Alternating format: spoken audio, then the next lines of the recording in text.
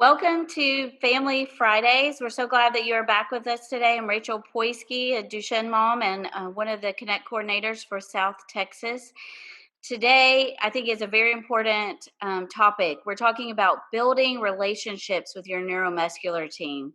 As we know, they're so critical and important to our sons and daughters' care, and we have to have a good relationship with them. It's way more important than just a regular doctor-patient relationship. So that is what we're going to be exploring today. Before we start on that, I wanted to make sure that you are all registered for our virtual conference that is coming up on July 22nd through 25th.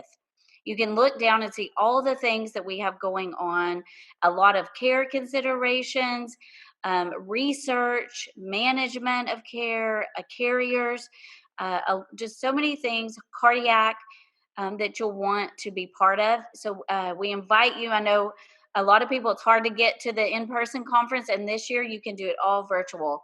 So please sign up for that. Also, if you have teens and adults living with you with Duchenne, they are invited to be part of some of our teen and adult programs, and that will include our topic today about managing your own care. So I want to invite you definitely, if your parents sign up, and then if you have some teens and adults with Duchenne, that you would get them involved in being part of the conference as well. So it's really a conference that helps for the whole family. I'm excited today to introduce our panelists to you. We have 4 speakers for today. Our primary ones will be Gretchen Inger. She's been with us before. She is a Duchenne mom.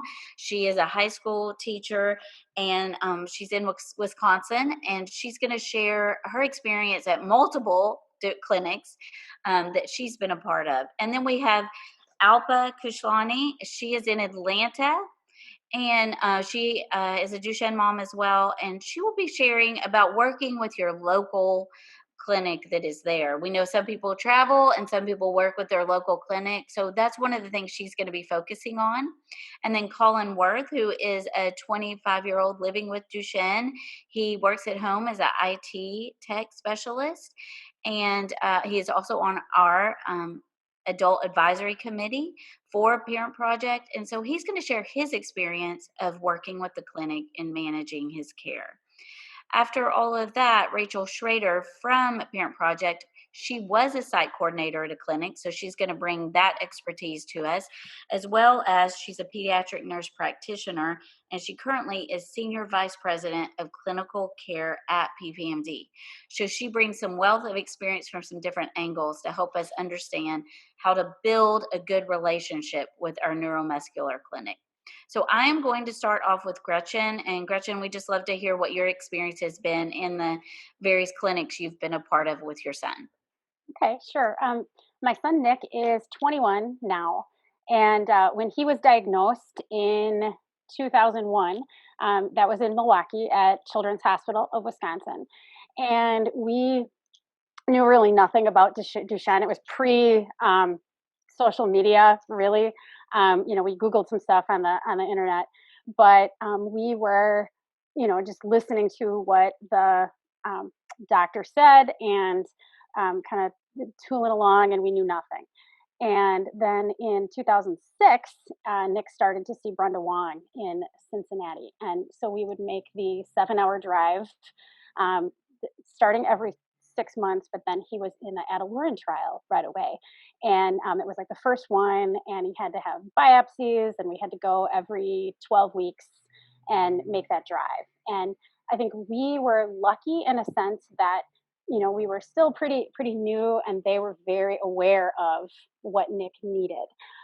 One of the things that I learned pretty quickly, though, was that when we would go to that clinic visit, and you have all of the specialists that come in one by one, Brenda would always come in last. And right after we'd see Brenda, I would make the 7-hour drive home. And so I would start by about 1 o'clock, checking my watch, looking at the weather app and seeing what storms might be coming through Indianapolis and Chicago on my drive home. And I would be really patient, kind of, because she takes her time with each patient. And so I would sometimes, like, I'd be impatient when she got there because I wanted to kind of get it over with. And so one of the things that really helped me was kind of writing down my questions ahead of time, really focusing on what it was that we would need from her. And also, kind of through the whole process, um, paying attention to what the cardiologist said, what the pulmonologist said. And then, since she is the person who kept everything together, kind of not checking up on it, but making sure that everything was brought together so that we had a conversation. She and I would have a conversation about all those pieces that fit. So, how did the heart meds deal with the BiPAP and all of those things together? And that was really helpful. Then, as Nick became older and he started getting the Medicaid supplements, um, everything had to get prescribed by a Wisconsin doctor to get refilled.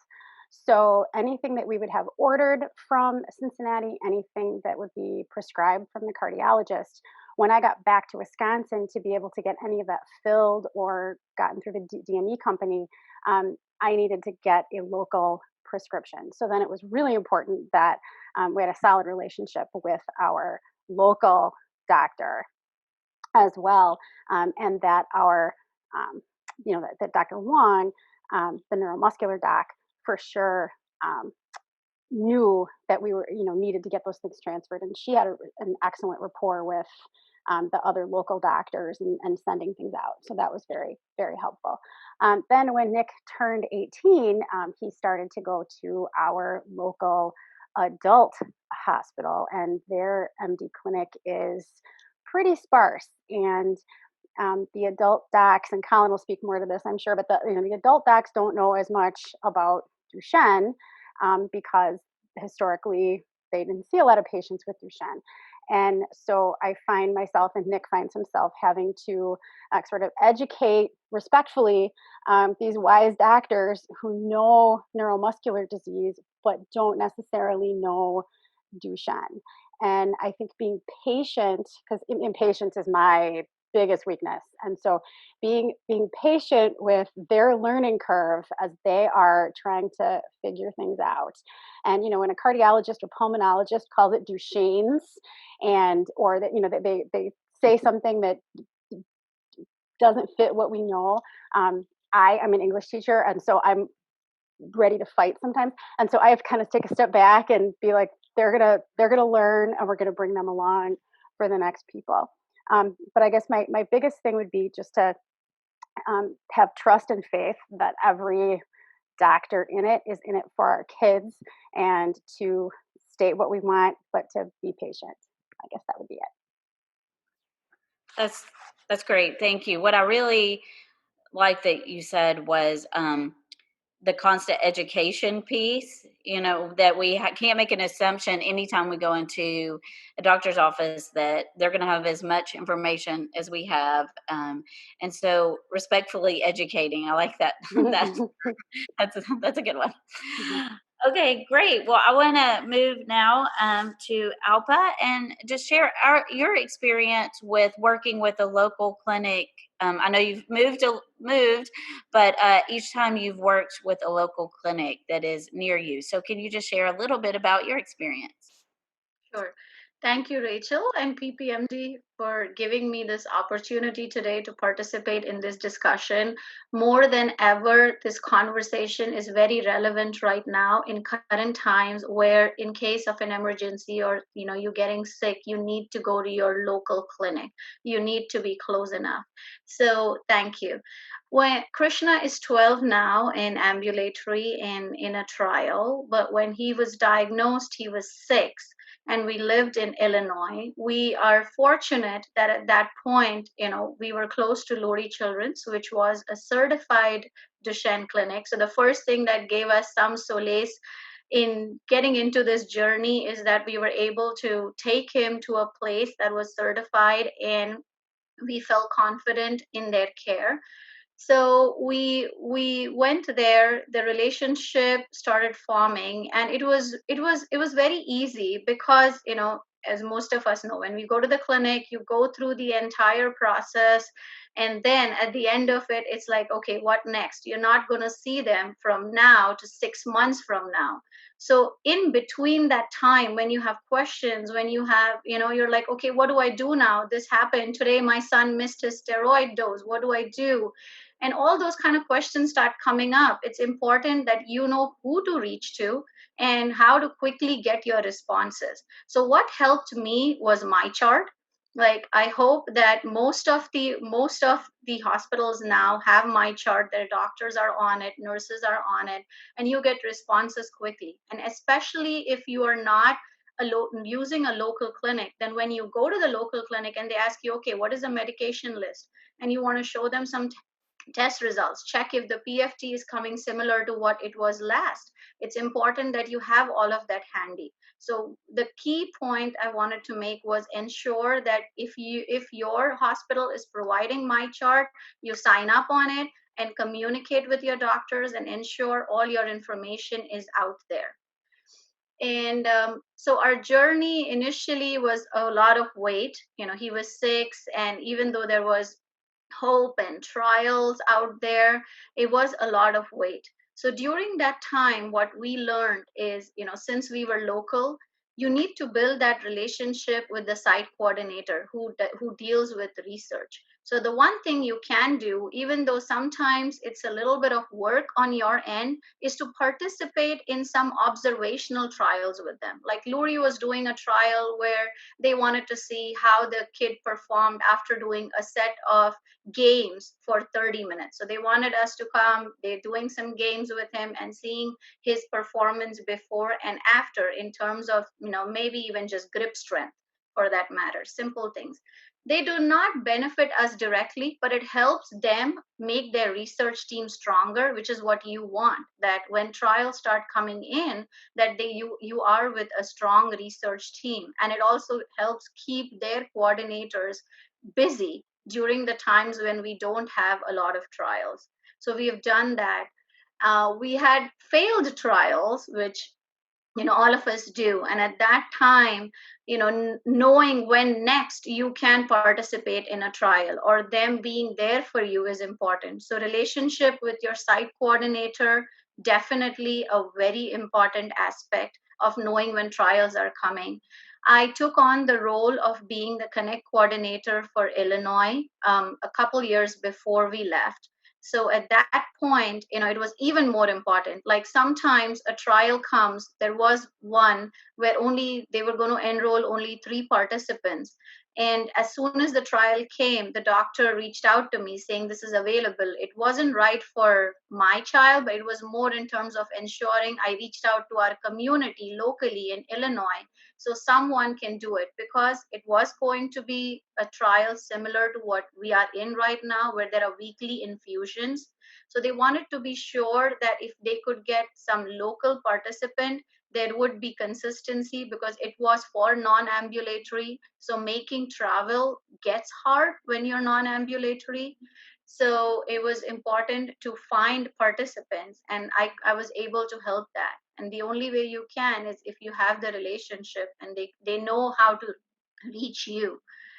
The point has been made by Gretchen already, but I cannot emphasize enough on keeping a running list of questions and observations that you have between your appointments. 6 months seems a long time, but it goes fast. You go home and then you're like, before you know, you're at your next 6-month appointment, and they're like, when they walk in, they want to know if anything changed. Have you observed anything different? And at that point, since you're seeing so many specialists at one time, it's a boon and a bane at the same, that you're trying to remember so much that has happened.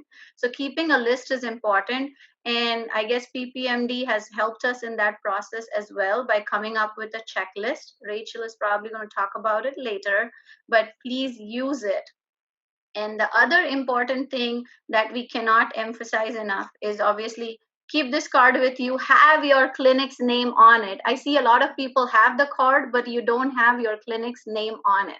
So please keep the card with you and keep your clinic's information so that in case of any emergency, you and your child are well taken care of. So, coming, one last point is a lot of times we have to transition. So, we were very comfortable in our setting at Lurie Children's. We were there for 5 years. We got into a trial, we had it going, and then we had to move.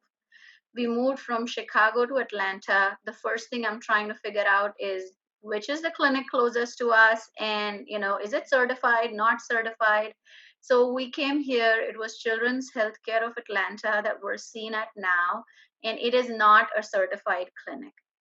So it was, I was worried. But so I, in my head, we decided, okay, we'll stay at Lurie. You just have to go once in 6 months. But I wanted to go to Atlanta and figure out, as I said, building your relationship with your local clinic. So we did an MDA clinic there. Things were okay, weren't exactly how we would have liked a clinic to be. And then we started having discussion with the neuromuscular team there. And after 1 year, we have reached a point where they seem like they're ready to start having discussion on getting themselves certified. So if you feel something is not right, you are putting your son's care, your son or daughter's care into their hand, and you have all the rights to voice it. But at the time, you're going to have to be patient. They are also trying their best, and if we help them, they can help us. We have to help them help us. So that's all that I wanted to share for now. Alpa, thank you. I've just added about 5 things to my to-do list that I have to do, but they're all helpful. So thank you. And I love that about engaging with your local clinic to make some changes, and especially if it's not completely what you're wanting, but to work toward it, so that one, they're there when you have an emergency, and also you can build a relationship for you and for other families. So thank you for that. I want to move now to Colin, who is going to share about his own care and how he managed that and works with some providers in when he went to clinic. So, Colin. Hi there, and thank you for appreciate you inviting me to this conversation. I was diagnosed back in 1998, and I think my parents had attended the first PPMD conference in I think 2000. So we've been involved with this for a long time. And originally, so we're in Virginia. Originally, we went to our local. There's a local clinic in Richmond, Virginia, um, and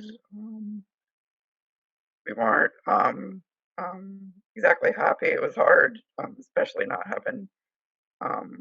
Well, we've learned over the years having a team where the doctors actually talk together. And in 2009, at the PPND conference, I think all the Cincinnati children's doctors, Dr. Wong and her team, we were just really impressed and how they work together on things. And so in 2010, we started traveling to Cincinnati to see Dr. Wong and her team. And yeah, so I mean, we were like Gretchen was saying, we were traveling 9 hours for us. So yeah, and it's a very full week. Lots of tests and everything, and very thorough.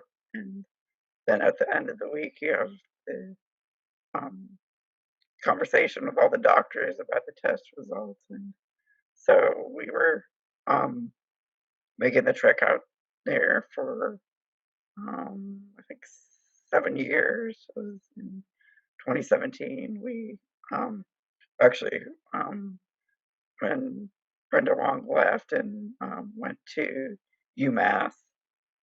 Um, yeah, we were kind of torn there about Cincinnati, but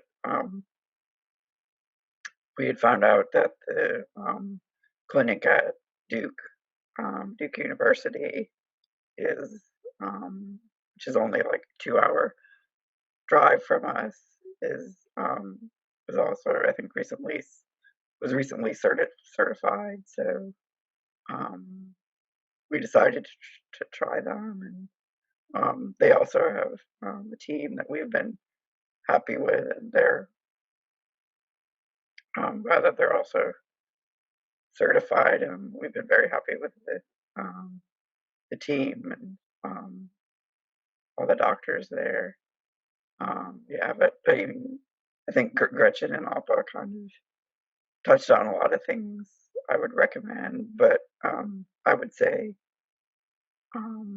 especially as your sons get older and into adulthood, try to manage or be active in their healthcare too, and just understanding like all the medications you're on, making sure you're definitely aware of that, and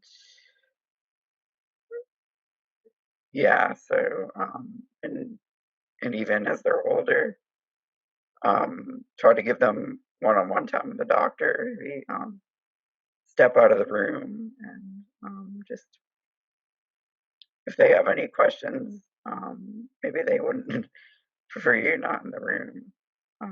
But yeah, definitely let them. I know it can be hard for many parents to let them take over, but yeah, definitely try to let them be open in the conversation. Great. Thank you so much, Colin. I really appreciate that, where for the parents to be aware that sometimes they do need to step out of the room, because you don't want your child to turn 18 and have never managed any of their care or participated in anything with that. And so I think that's really important, that we have to be aware there is a transition piece that has to happen, to get them ready to advocate for their own care and to help them understand how important it is to advocate for their care. So thank you for sharing that with us. And I also appreciated just you talking about, you looked around, when you had to make a change, you kind of looked around your area, and maybe there wasn't a clinic exactly nearby, but closer, and kind of asking that question, which sometimes is good. I want to invite you to send your questions in for Gretchen and Colin and Albert. And while you're thinking and doing that, I'm going to turn it over to Rachel Schrader just to share about that checklist that we were talking about and some other advice that she brings from being a site coordinator. So thanks, Rachel.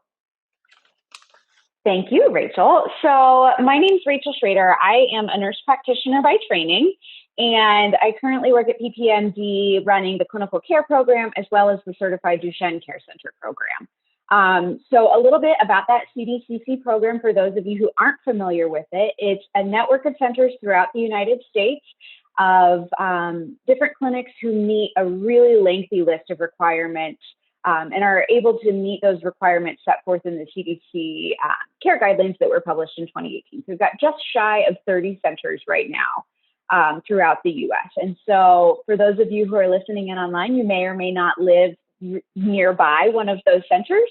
And so we've got lots of different tools to help families navigate their care regardless of where they live. So I'll talk about the checklist first, and then I'll talk a little bit more about navigating care and partnering with your center. So as you can see on the slide right now, these are the new care considerations checklists. They're based off of those guidelines that were published in 2018. So it goes through 4 different phases. So you've got early ambulatory, late ambulatory, early non-ambulatory, and late non-ambulatory. So you can think about where you or your son is in just in life and what stage he's in, and then you can pull the appropriate checklist, and then each of those checklists goes through the different areas of care. So sometimes it can be really overwhelming when you go to these multidisciplinary appointments. They last all day, they might last multiple days.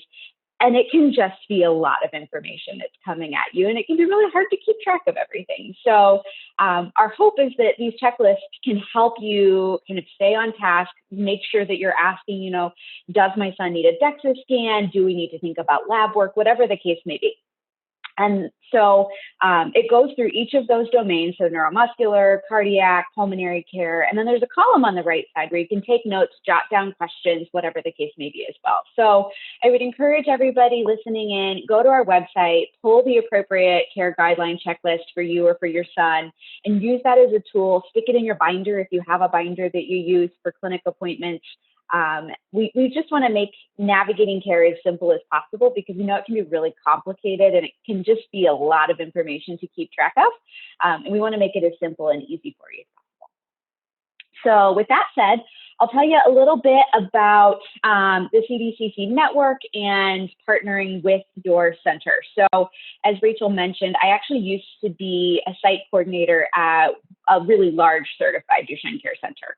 And I think one of my favorite parts about that job was the relationships that I was able to have with my patients and their families. I loved sitting down with a family and saying, hey, what questions did you bring with you today? What can we talk about? What's going on in life? What are the different things that you have going on that we can partner with you and make things easier? So I think that, you know, as Gretchen and Alba and Colin all shared, it's really important, regardless of where you get your care, to identify people within your clinic who can be that point of contact. So you might not always be able to dial up, you know, the neurologist or the respiratory therapist or whomever you need, but getting to that person is really important. And that was something that I was able to do for my families that I really loved. So I think, you know, whether or not your center is certified or not, there's probably that point of contact. It's oftentimes a nurse or a coordinator, nurse practitioner who's going to be that primary person. Figure out early on who that person is and how to get a hold of them. Every center communicates differently. Some centers do really well, like Alba was saying, with MyChart. Maybe MyChart's the best way, or maybe it's an email, maybe it's a phone call. And everybody's set up a little bit different. Everybody has different structure. Maybe they're really big and MyChart's the best, or maybe it's a smaller clinic and you're able to just quickly pick up the phone. Figure that out early on and make sure you've got whoever that person is on speed dial, so that if something happens, you know who to call. I think it's really important too to think about, who do I reach when it's, you know, Monday to Friday, 8 to 4?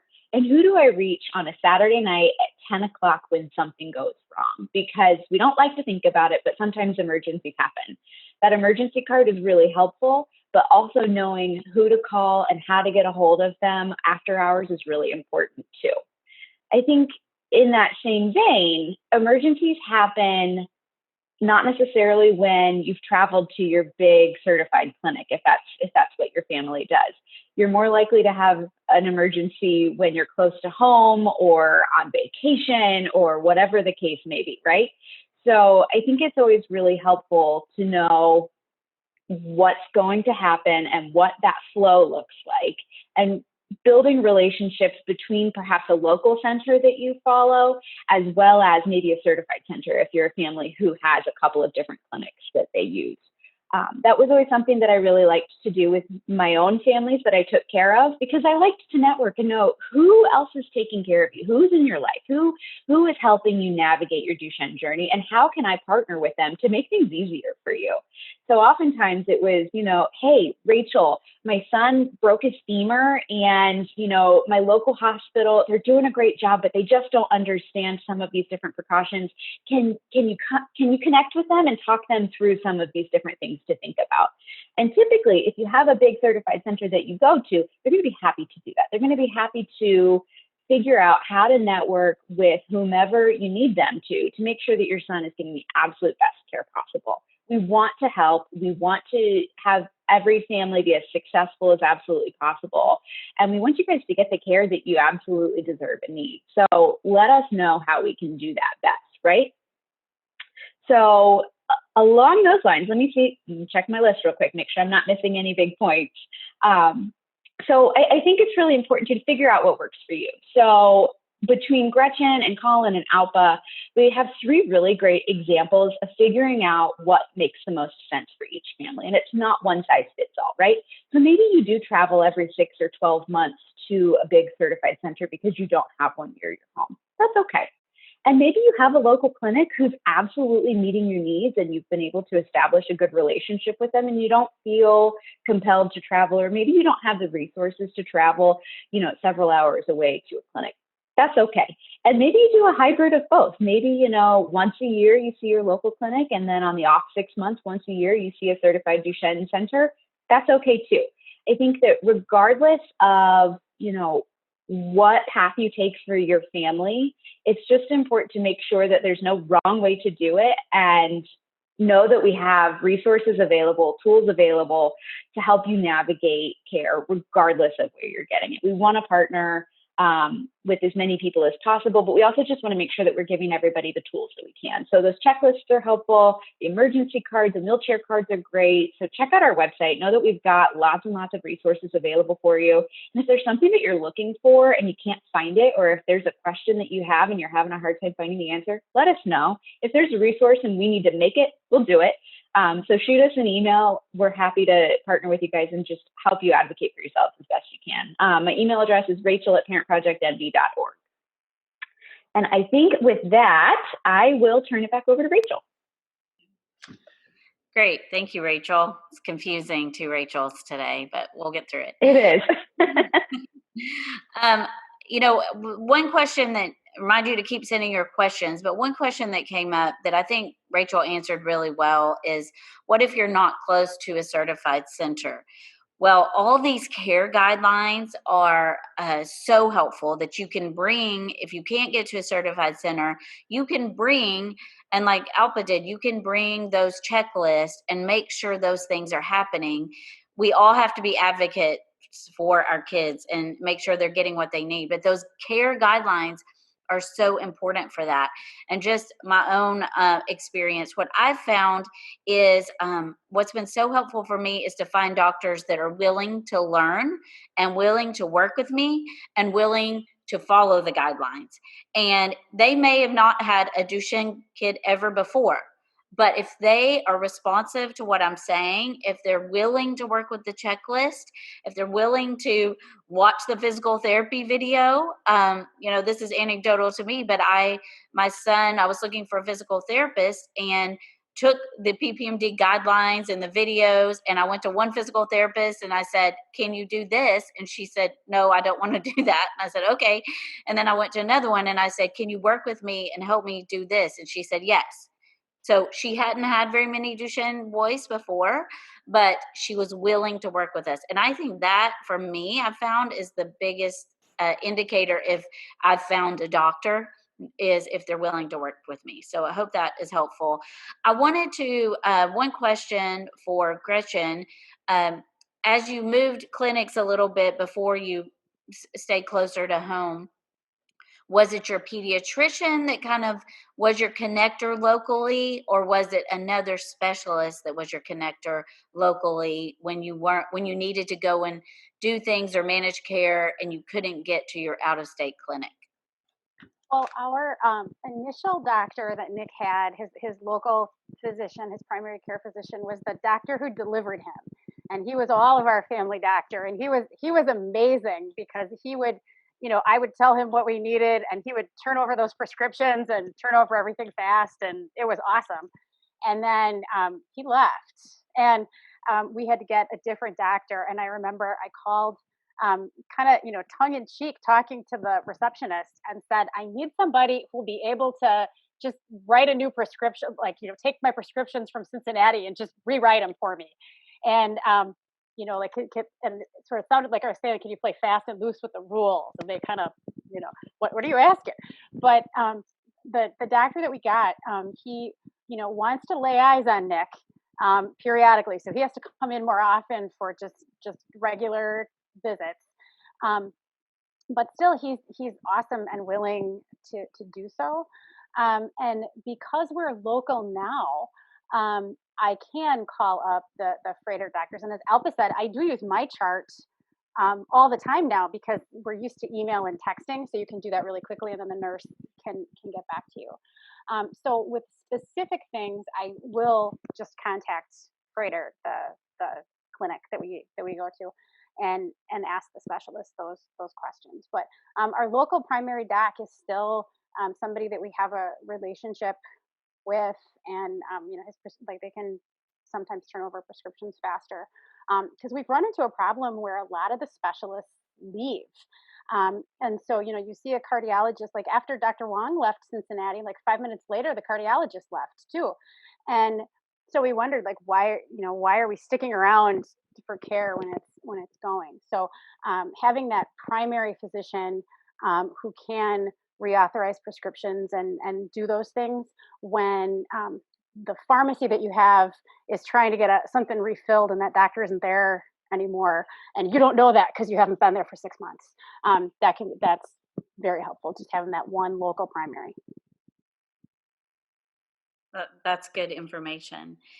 Alba, I wanted to ask you just to talk a little bit about advocating for your sons, and when you're not feeling heard, when you're not feeling like a doctor's working with you.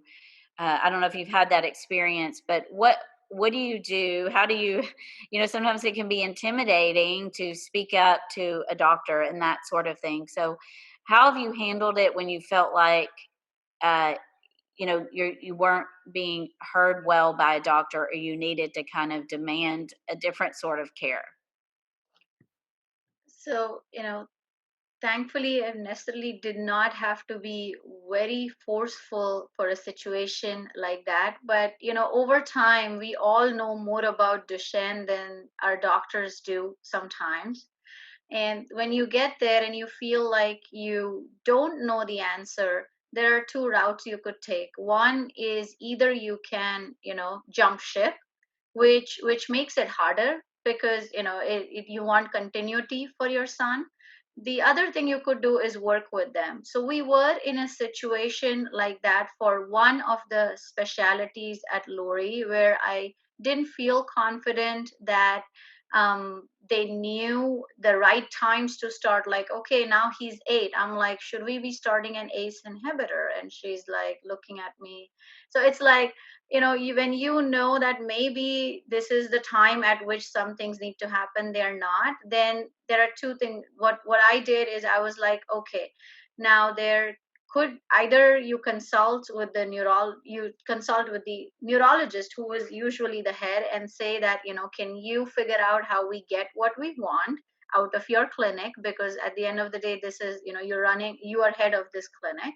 Or can you change specialists that you have in your clinic, which was not possible at that time, because the difficult part is we want the MDA clinic to happen at the same time, so all the specialists have to be there, and sometimes the specialists that you want to work with cannot be on the day the clinics are held, and so they cannot be part of the clinic. They still have to have someone else who's there. So then I was like, okay, can you please consult with the specialist who actually knows this more and give us a response as to what we need to do and how we need to go about it. And if you're, if they understand, most of the times they will. So she actually consulted not only the specialist in the children's hospital, she also consulted the specialist, since most of our children's hospital also have adult arms. So when you're talking about long term, what starting some things could have effect on short term and long term, she even made the effort to connect with the adult cardiologist to come back and give a response. So if they are making the effort, I would say work with them and stick with them, so it's easier for you in the future. But if you don't feel confident, then absolutely, never shy. This is your son's life. So, there is no reason for you to be quiet, and there is no reason for you to ask for what you need. And they'll usually comply. Somebody is going to help you.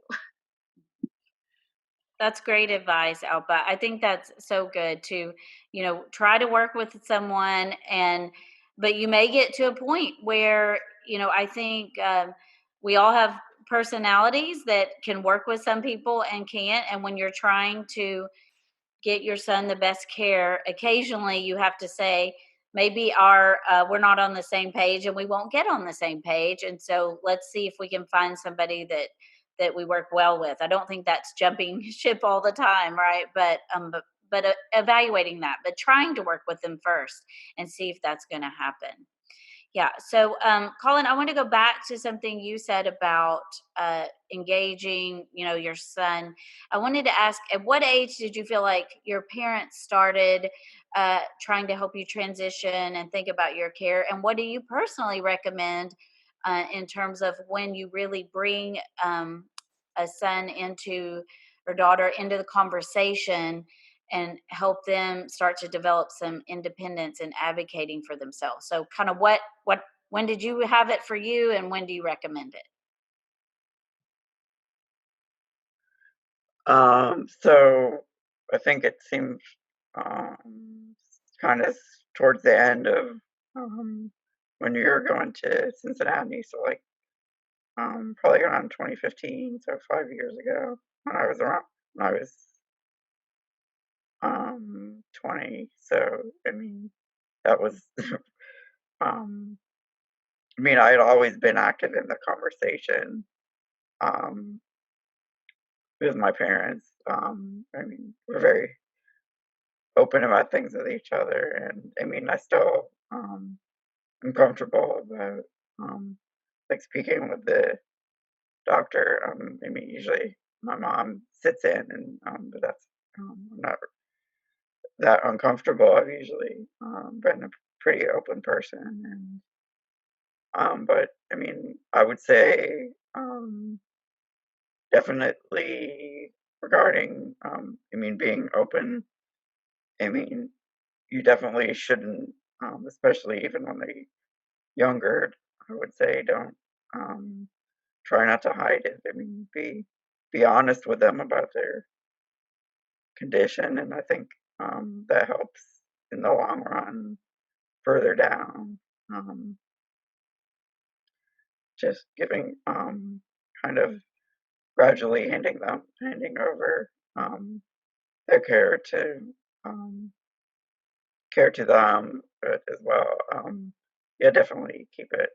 I mean, keep it part of the family conversation. That's great. That's great. I like the word you use, gradually handing it over. That's a great image for me. Gretchen, did you want to weigh in a little bit on that? Yeah, I will say, as Colin said, like it's important to have your kids involved in that conversation, even if they're not directing it, having them involved in the conversation. And I think with Nick, as he was entering kind of those gonna be a senior in high school, gonna be 18, and we were planning on college. A lot of our boys have some social anxiety, and they are comfortable with our parent, with having us lead those conversations. And so I think, especially if you're worried about your kid leaving the nest, and they're saying, no, you do it for me, you feel like you're doing the right thing by taking the reins. And so it can be a hard thing to like push them to make those decisions, but it really is important. I know with this telehealth, Nick has been living in his apartment with his caregiver and best friends um, during the pandemic once his classes went virtual, and he's had virtual clinic appointments with his doctors at Schrader and with his primary, and he was able to lead those and do those all on his own. And I think when they're getting to that age, and like, you can still be there, you can be in the room, but just having the doctor deferring to them and talking to them and resisting that urge when they don't answer and the answer, so you're just going to say it, just holding back and getting them to talk, so that as they practice, they get more comfortable with that. Because our ultimate goal is for them to have independence and be able to handle those things comfortably on their own. That's great advice, Gretchen. And I think even just having them to be prepared if you're not there and there's some emergency, and to be advocating and asking for what they need with someone, so that's also part of it. Alpa, I'd love to hear, I know your son is 12, and what do you feel like you've done to this point, just in helping him understand his care and that sort of thing? Fortunately for me, Krishna is very involved in whatever he's going to get. Let's say today the doctor prescribed, last week we were there and the doctor said, okay, he's having muscle pain and headache, and maybe we should try Topomax.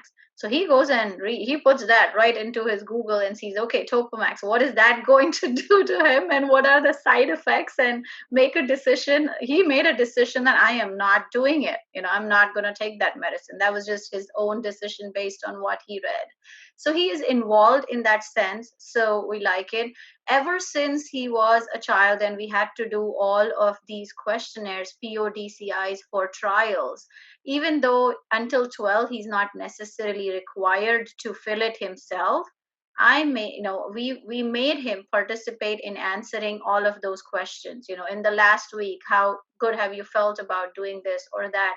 And even about the last question was always hard on all of us, saying, if your life stayed the way it is right now, would you be happy, satisfied, not satisfied? And to see how his responses changed over time has been interesting. So he does participate. And as Gretchen said, it is very important that the doctors are addressing them. Like a lot of time when they come in, obviously they're talking to you, but it's like, okay, how have you been feeling is more important than asking us, okay, how has your son been doing? So that, we have been fortunate that the doctors we have worked with have done that. So that has helped him also talk about talk about problems and issues that he's facing. And I know now, learning from Gretchen and Colin, I am very sure that even though he's just turning 13, we're going to have him more involved in conversations and transition over a period of time. And for me to learn to step back, I'm also the A personality, type A. So I'm like, jump in and like, okay, this is what it needs to be. So I guess it's a learning process. I think this conversation has been very helpful for me too. That's great. Thank you for that.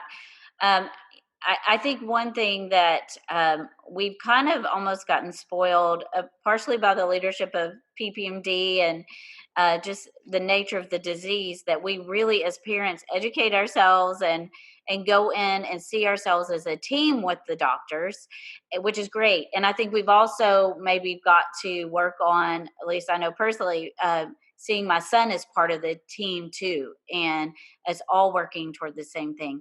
I want us to close just with Rachel, maybe sharing a little bit from your perspective as when you were a site coordinator and now in your role. How do you see the parents as part of the clinical care team? And what are just some helpful hints you would just say in general for communicating with people at the site and being part of that team together? Just any closing thoughts with that?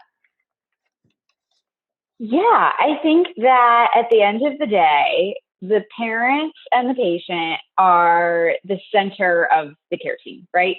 So one of the things that I had a mentor actually tell me as I joined this space of Duchenne, she said, I think about care like a wagon wheel. And at the center of that wagon wheel is the person living with Duchenne and their family. And each of the spokes around that wagon wheel are all of the different subspecialties. And there's lots of them. You've got cardio, you've got pulmonary, you've got endo, neurology, physical medicine, and rehab, right? There's a lot of spokes. And that can be really tough to navigate sometimes.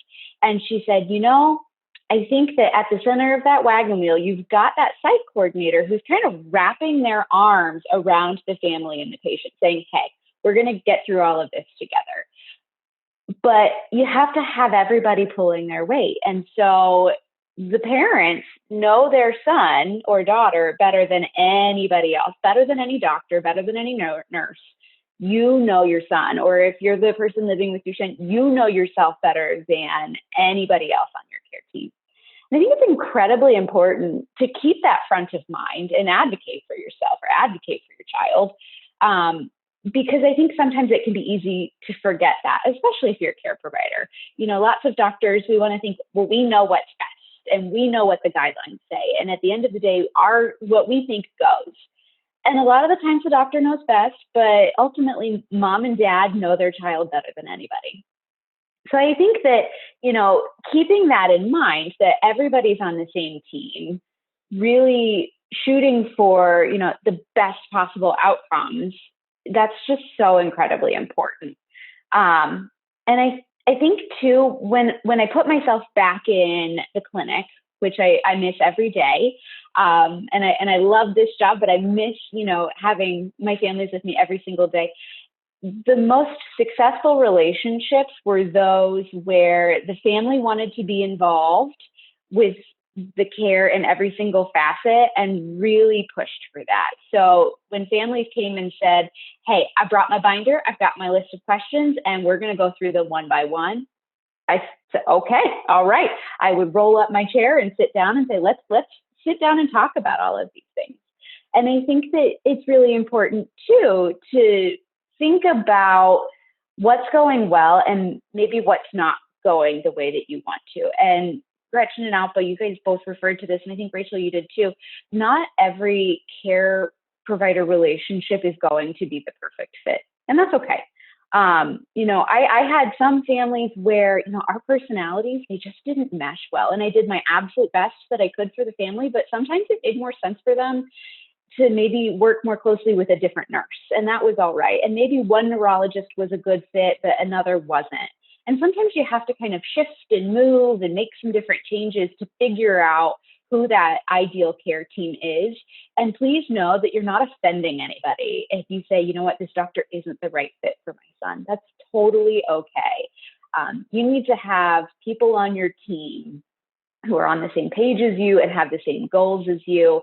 And, maybe you're a family who's really interested in research. And so, you need a doctor who is also really involved in research. Or maybe that's not a goal of yours and you're just more concerned about, clinical care and you're not worried about research. So maybe you find a doctor who maybe stays up to date on stuff, but maybe isn't involved in research, whatever that case may be. I think asking those questions of your team and keeping that open line of communication is really just so critical, and letting them know when something isn't working how you intend.